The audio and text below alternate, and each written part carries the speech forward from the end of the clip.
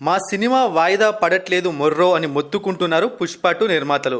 కానీ ఏమో అవుతుందేమో, వాయిదా పడుతుందేమో అనే ఊహల్లోనే మిగిలిన నిర్మాతలు ఉన్నారు. మీరు రండి, రాకపోతే మేము వస్తామంటూ అరడజన్ సినిమాలు వేచి చూస్తున్నాయి. మరి పుష్ప 2 పోస్ట్పోన్ అయితే రావాలని చూస్తున్న ఆ సినిమాలేంటి? అసలు పుష్ప 2 వాయిదా పడుతుందా? అల్లు అర్జున్ ఇదే అంటున్నారు ఇప్పుడు.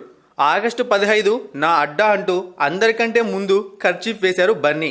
దానికి తగ్గట్టుగానే షూటింగ్ కూడా జరుగుతోంది.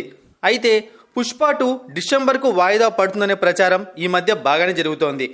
అందుకే ఆగస్టు 15 కోసం భారీ సినిమాలన్నీ క్యూ కడుతున్నాయి.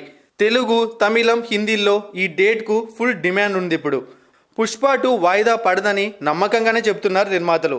ఒకవేళ ఫర్ సపోజ్ ఆ సినిమా వాయిదా పడిందే అనుకుందాం, 1-2 కాదు, అరడజన్ సినిమాలు ఆ డేట్ కోసం ఉన్నాయి.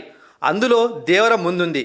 ఏపీ ఎలక్షన్స్ కారణంగా ఏప్రిల్ 5 నుండి వాయిదా పడుతున్న ఈ చిత్రానికి ఆగస్టు 15 కంటే బెస్ట్ డేట్ 2024 మొత్తం వెతికినా దొరకడం లేదు.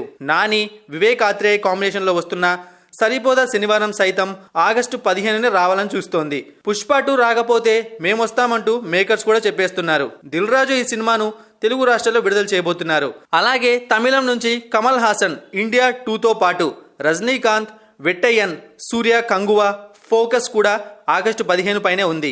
అలాగే బాలీవుడ్ నుంచి అజయ్ దేవగన్ సింగం అగైన్ సైతం ఆగస్టు 15నే రానుంది.